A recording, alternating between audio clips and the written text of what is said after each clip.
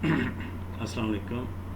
کل کے لیکچر میں نے آپ کو بتایا تھا کہ جو فٹیک ہے اس کی اقسام اور اس کی وجوہات، تو وہ میں نے جسمانی نشمہ میں ذہنی نشمہ اور قامتی نقیص۔ نمبر 4 آج کے ہے قوت برداشت میں کمی۔ تھکاوٹ کی وجہ سے مسلس کی برداشت میں کمی واقع ہو جاتی ہے، بلکہ جسم کے اندر جو مدافعاتی نظام ہے اس میں بھی کمی ہو جاتی ہے۔ جسم کے سیلز کمزور ہو جاتے ہیں، عضلات کی نشوونما بھی صحیح طریقے سے نہیں ہوتی، جس کی وجہ سے عضلات کی کارکردگی متاثر ہوتی ہے۔ ان کے اندر جو برداشت کرنے کی قوت ہوتی ہے ان میں بھی کمی واقع ہو جاتی ہے۔ نمبر 5 ہے بیماریوں کا پیدا ہونا۔ تھکاوٹ کی وجہ سے جسم میں کئی قسم کی بیماریاں پیدا ہو جاتی ہیں۔ جسم میں آہستہ آہستہ بخار محسوس ہوتا ہے۔ ایک فرد بہتر طریقے سے خوراک بھی استعمال نہیں کر سکتا کیونکہ جسم کے اندر موجود تمام نظام بھی متاثر ہوتے ہیں۔ اس لیے ہم کہہ سکتے ہیں کہ تھکاوٹ کی وجہ سے جسم میں کئی بیماریاں پیدا ہو جاتی ہیں۔ نیکسٹ ہے جی پرفارمنس میں کمی۔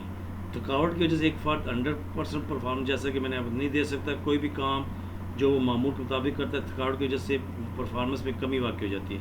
مثلا ایک کھلاڑی ہے اور اگر وہ جسم میں تھکاوٹ محسوس کرتا ہے تو اس کی پرفارمنس کا گراف گر جاتا ہے۔ اس طرح مزدور کو لے لیجیے، اگر وہ بھی تھکاوٹ محسوس کرتا ہے تو کبھی بھی صحیح طریقے سے کام کو پائے تکمیل تک نہیں پہنچا سکے گا۔ جو ایک دن میں کام کرتا ہے تھکاوٹ کی وجہ سے اتنا کام نہیں کر سکے گا۔ نیکسٹ ہے جی کام کرنے کی صلاحیت میں کمی۔ تھکاوٹ کی وجہ سے ایک فرد پراپر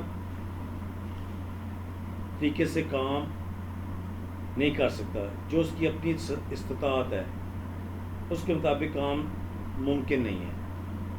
کام کے دوران اس کا جسم تھکا ہوا محسوس کرتا ہے اور کوئی بھی کام بہتر طریقے سے نہیں کر سکتا۔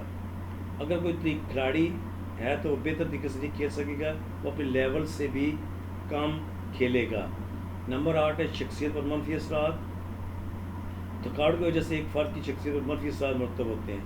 چہرے کا رنگ بھی صحیح نہیں ہوگا، چہرہ فریش نہیں ہوگا بلکہ مرجھایا ہوا نظر آئے گا۔ ایسا محسوس ہوگا کہ یہ فرد بیمار ہے۔ فٹنس میں کمی۔ تھکاوٹ کی وجہ سے ایک فرد یا کھلاڑی کی فٹنس میں کمی واقع ہو جاتی ہے۔ کمزور ہونے کی وجہ سے جسم جلدی تھک جاتا ہے۔ ذہنی تھکاوٹ کی وجہ سے اس کی فٹنس متاثر ہوتی ہے۔ اس لیے ہم کہہ سکتے ہیں کہ تھکاوٹ کی وجہ سے فٹنس میں بھی زبردست کمی واقع ہوتی ہے۔ نیکسٹ ہے جی تعلیم حاصل کرنے کی صلاحیت میں کمی۔ ایک طالب علم جو کہ تعلیم حاصل کر رہا ہے وہ تھکاوٹ جیسی بیماری میں مبتلا ہے تو پھر وہ طالب علم اپنی تعلیم پر بھرپور طریقے سے توجہ نہیں دے پائے گا، کیونکہ آپ تعلیم پر اسی صورت بہتر توجہ دے سکتے ہیں جب آپ کا جسم مکمل طور پر ریلیکس ہے۔ اس لیے ضروری کہ تعلیم حاصل کرنی چاہیے تو اپنے جسم کو بھی تھکاوٹ سے بچانا ہے۔ کھیلوں کی مہارتوں میں عدم دلچسپی۔ آج کل موجودہ دور میں ایسی ورزشیں اور ٹیکنیکس کا استعمال کیا جاتا ہے جس سے کھلاڑی کا جسم ریلیکس رہے اور نئی سے نئی ٹیکنیک حاصل کرنے میں دلچسپی لے۔ لیکن اگر کوئی کھلاڑی تھکاوٹ کا شکار ہے تو وہ اپنی جو کھیل کی تکنیک پر نہیں دے پائے گا اور نئی ٹیکنیکس اچھی طریقے سے حاصل نہیں کر پائے گا، جس کی وجہ سے وہ اپنے کھیل پر کوئی خاطر ترقی نہیں کر پائے گا۔ ذہنی جسمانی ہم آہنگی پیدا نہیں ہوتی۔ ذہنی جسم کی ہم آہنگی نہایت ہی ضروری ہے۔ ہر قسم کے کھیل میں ذہنی جسمانی ہم آہنگی لازمی ہوتی ہے، لیکن تھکاوٹ دراصل ذہن اور جسم دونوں پر اثر ڈالتی ہے۔ ایک فرد جو ذہنی جسمانی لحاظ سے تھکاوٹ میں مبتلا ہے تو اس فرد کی جسمانی اور ذہنی ہم آہنگی نہیں ہو سکے گی، جس کی وجہ سے وہ کسی بھی کام میں مکمل طور پر پرفیکٹ نہیں ہوگا۔